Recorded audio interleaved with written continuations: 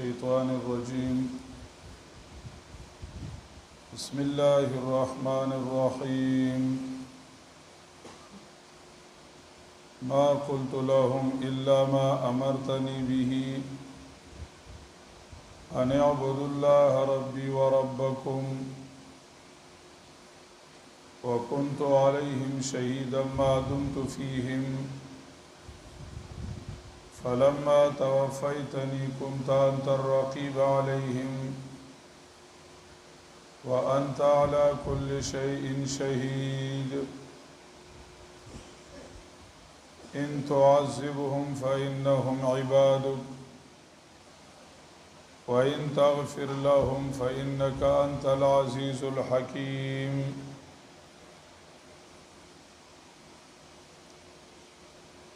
عیسی علیہ السلام نے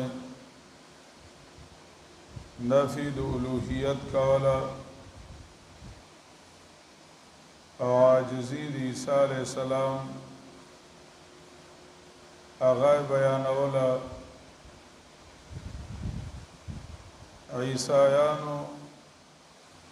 عیسی علیہ السلام ګمان کړو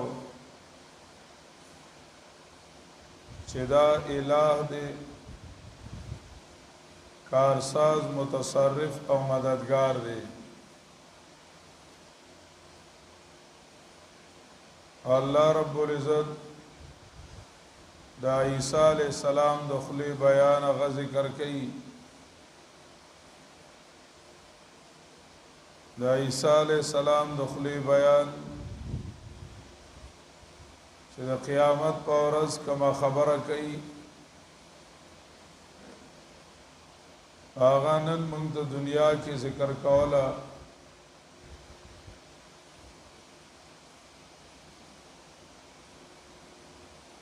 دا دې دا پارا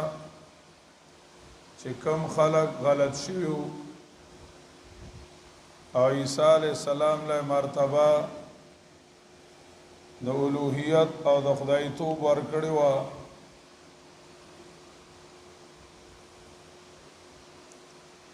د الوهیت او د خدای توب مرتبه ورکړی و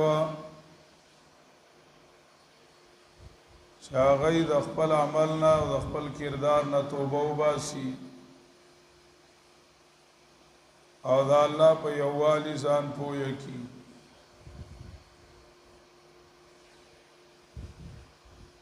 د قیامت په ورځ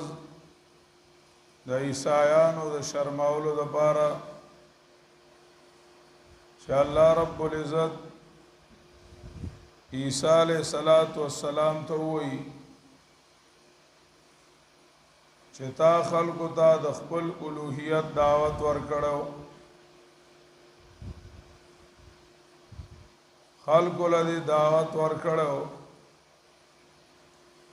د خپل الوهیت. عیسی علیہ السلام داغي جواب کو. یو جوابو چې چېرته مخلوق عاجز او چېرته خدای توب ما یکون لی ان اقول ما لیس لی بحق. دویم جواب یو کو کدا خبره ما کړي نو ستا به علم وي، دا تپوس دلالت کی چې ما نه دا کړي. دریم جواب یو کو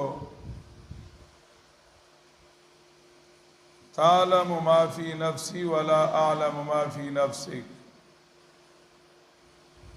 کما خبره یو کړي وي او زړه کې مته اراده بلوي، یعنی نوم مستاغستلی او بده باندې می خلق ځان ترا بللی، نو د زړه د حال نه خبردار ته تعلم ما فی نفسی ولا اعلم ما فی نفسک.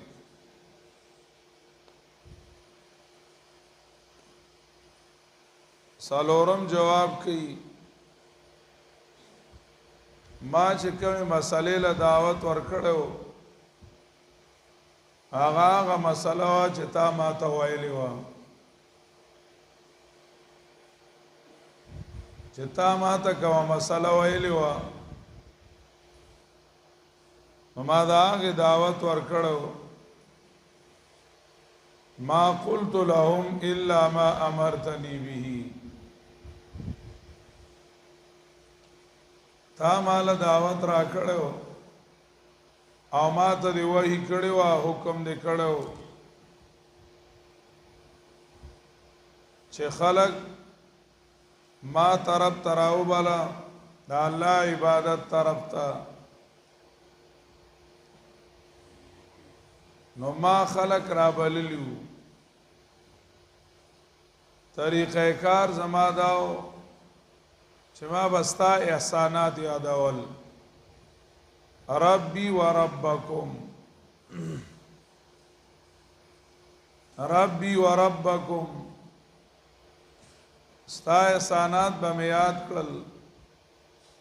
چې په ما مې احسانات دي او په تاسو هم احسانات دي هغه الله مستحق د عبادت ته نو غلامی صرف داغو کی دام دعوتو ان عبد الله چستا غلامای تا دا الله غلامای تا می خلق را بلو او دام طریقہ کارو چه ربی و ربکم اس کا زمان خپل احسانات ذکر کول استا په ما باندې احسانات زیاتو بے پلار دې پیدا کړم غیږ کې دې گویا کړم ناشنا ناشنا معجزات را کړیو او کدا احساناتنا دایس غلط استدلال کړی زه د ژوند خبره کول شم چې زما په ژوند د دې څه خبره نه و او زما د تلو نه وروستو کدی څه کړي نو آتا ته حوالو فلما توفیتنی كنت الرقیب علیهم یو بنده باندې د الله احسانات زیات شو نو دا مطلب نه دی چې هغه بنده الہ وګرځید او خدای وګرځید دا نه دا چې کی الوهیت راغی او خدای توب راغی چې بچا څومره احساناتی هغه له دومره زیاته شکریا پکار ده او شکریا نوم د عبادت ته لکه نبی علیہ السلام وی افلا اکون عبدا شکورا احسانات د الله په یو بنده کېدل پکار دا دی چې هغه زیات عبادت د الله وکي هغه د عبدیت کې ترقی وکي دا نه چې هغه الاشي کدا غلطی هغه کړی وي نو تا حواله دي بیا پینځم جواب قدرت د الله خي چې زې سفارشونه نه کومه شرک کړه استا قضا کړه نو اختیار ستا دی ان تعذبهم فانهم عبادك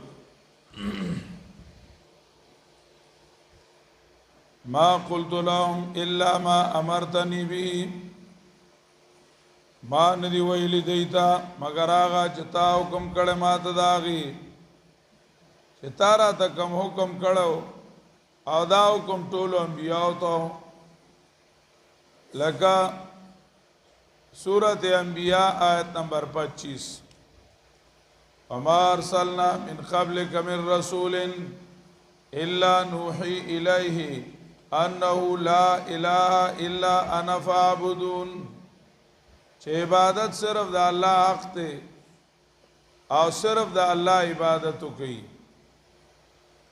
نو ان عبد الله ما خپل غلامای ته خلق ندی را بللی ما ستا غلامای ته خلق را بللی دي عبدیت عبودیت دا الله د حکم منلو او دا الله رب العزت د غلامای نوم دی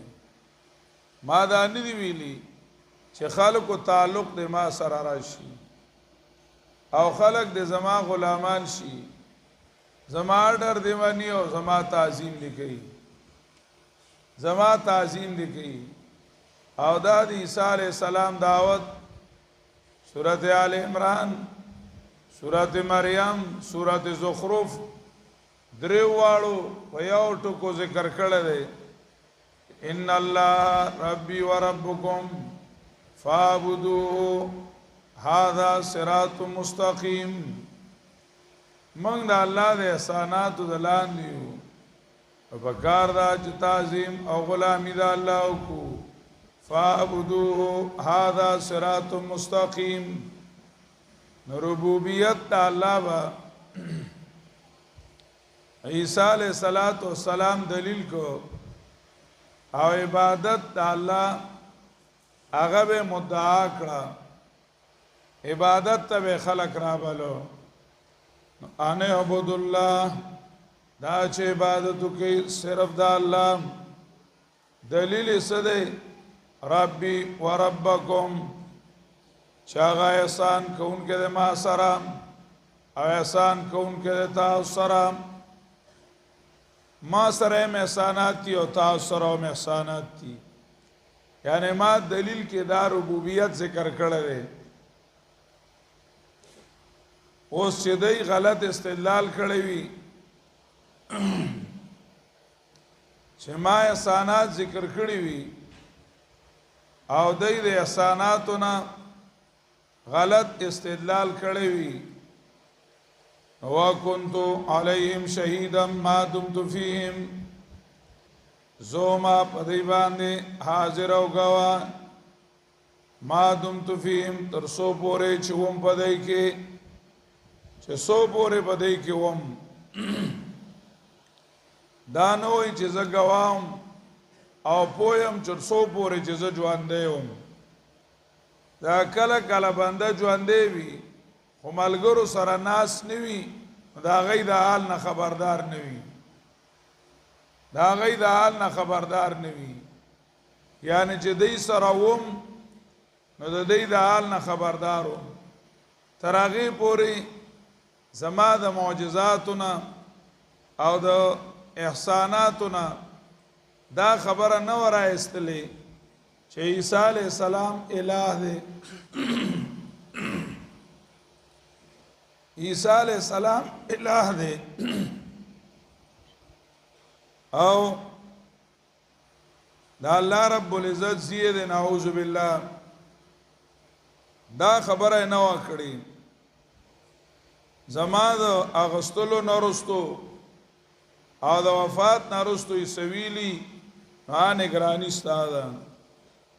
وکنتو علیم شهیدن او زوما پدی باندې پویا او گواہی کوونکې ترسو پورې چې زوما پدی کې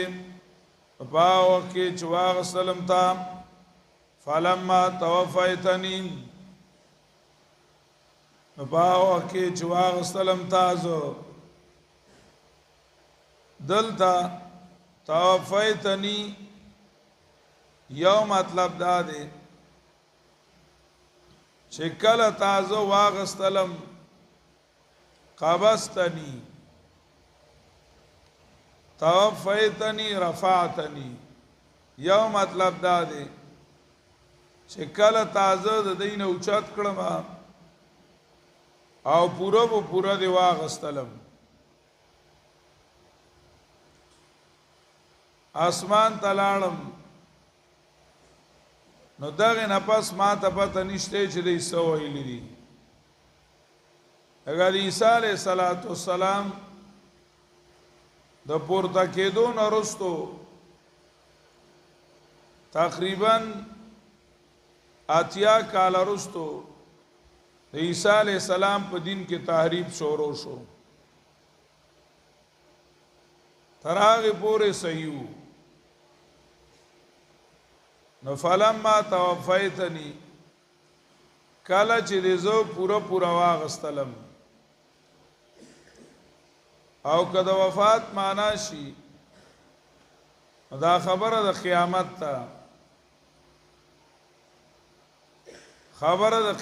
ته چې عیسی علیه السلام قیامت کی خبره کوي نو باغ وخت کې عیسی علیه السلام وفات شوی او بیا دنیا کې بیا وفات شوی او کله وفات معنی شنوم سیدا امام بخاری بدل تا د ابن عباس رضی الله تعالی عنہ قول راوړل دی او انی متوفی کا معنی ممیتو کا کړی دا آیات د سورۃ المائده ده او امام بخاری آیات د سورۃ آل عمران راوړل دی او اثر د ابن عباس رضی الله تعالی عنہ ذکر کړل دی چې ابن عباس رضی الله تعالی عنہ ویل دي چې انی متوفیکا انی ممیتوکا امام بخاری دا د مناسبت د وجه خبره ذکر کړي دا حدیث مبارکو د وجنا کتوفا په معنی د مرګ شي نو معنی د استقبال وا چې انی متوفیکا ممیتوکا او معنی وا مړکون کې امثال را آئنده یعنی آئنده وخت کې با زستانه روح اخلمه ستانه روح اخلمه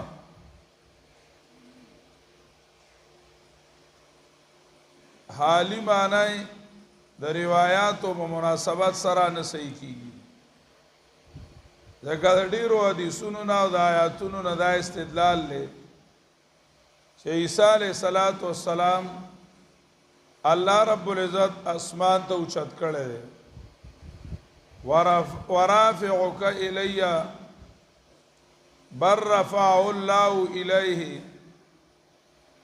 د دې آیاتونو نه او حدیثونه دې باره کې ډیر دي چې عیسی علیه السلام هغه اسمان کې ژوند دی او د قیامت ته نږدې برازي د دجالیت او د دجال خاتمه هغه په الله رب العزت کوي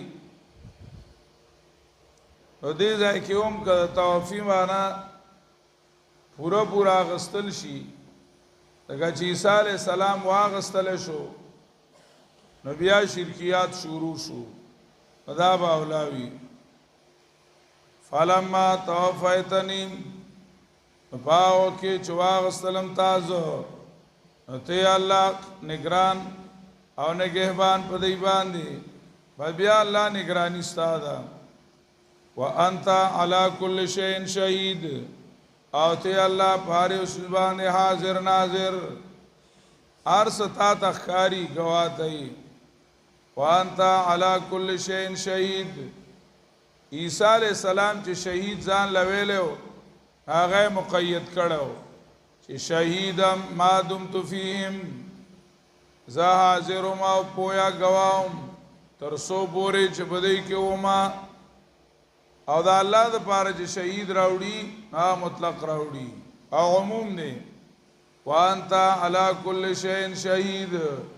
او ته الله پاره سبحانه گواهم هر سیز باندې گواه حاضر ناظر تای بندل دا صفت ورکول دا شرک ته او غلط دي چې بندل دا صفت ورکړي شي مخلوق لا فرشتي لا جنات لا پیریان لا دا صفت ورکول حرام دي دا د الله رب العزت صفت ورکول دي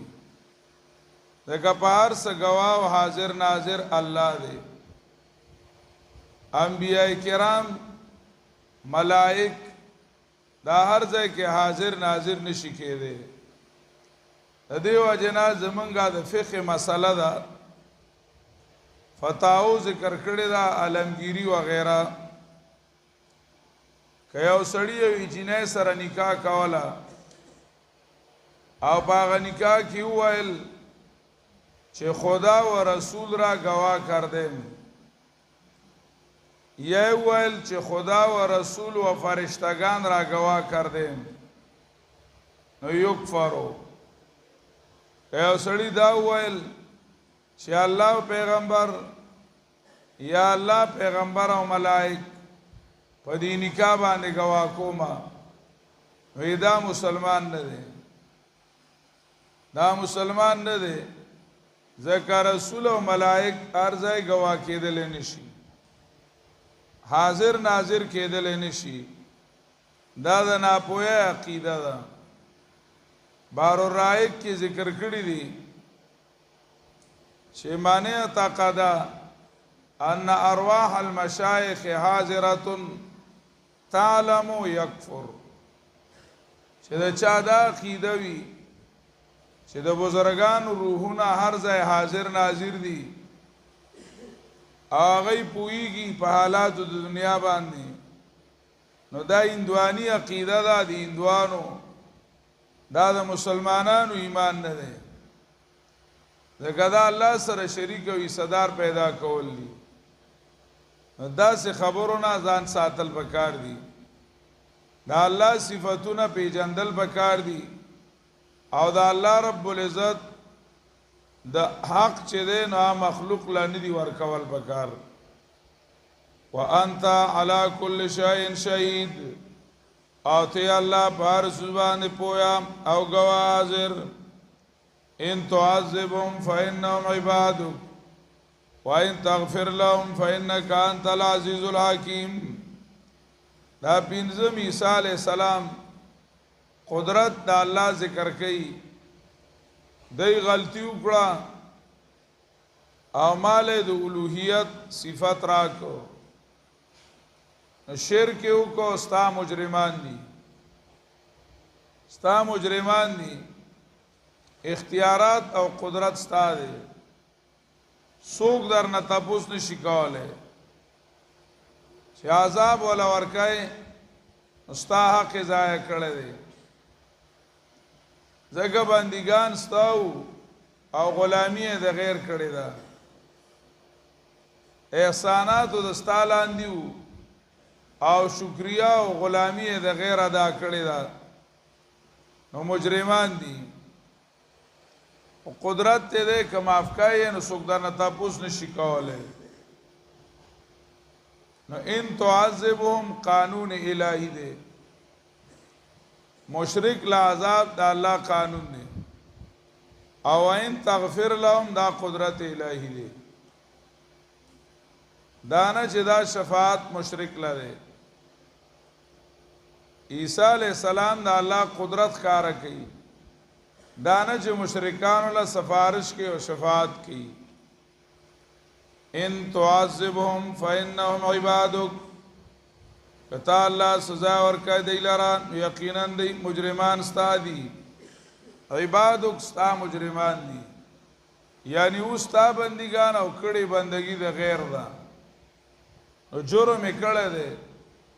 دلیل د دیو او حق داو چې عبادت استا کړي او دی حق د بندګۍ غیر لور کړه دی ستا مجرمان دي او بالکل قانون او عدل له ستا چوالا سزا ورکی وائن تغفر لهم او کتم آپ کا دی لرا نو قدرت تی دی سوک در نتاپوس نشی کوله زکا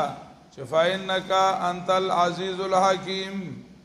یقینا تی اللہ زورور سوک در نتاپوس نشی کوله او که مشرک جانت تابوزی نو بدی که ودیم حکمتی دابم بغیر د حکمت نه نوی دی کې هم څه فائدہ وي فإنك أنت العزيز الحكيم یقینا انت الله زورور او د حکمت والا. ابراهيم عليه السلام هم دا سه دعا کړې و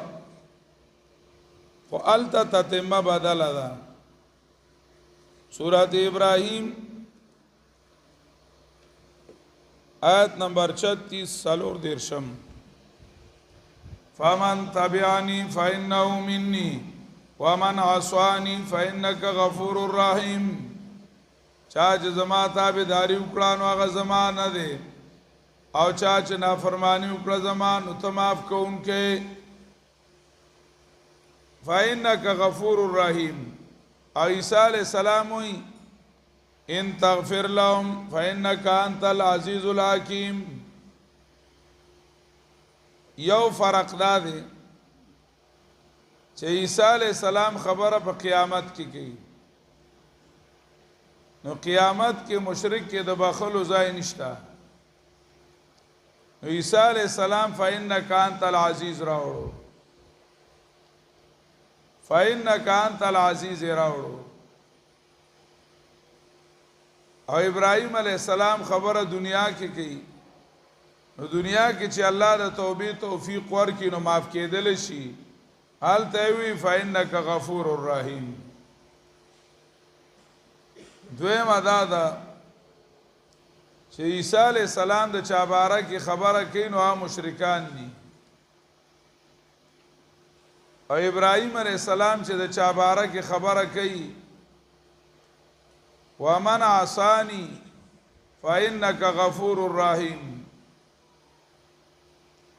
عیسیان ذکر کوي نو هغه د شرک نه علاوه دی هغه عملی نافرمانی ده. نو عملی نافرمانه کې د بخنه ځای شته چې الله معاف کوي.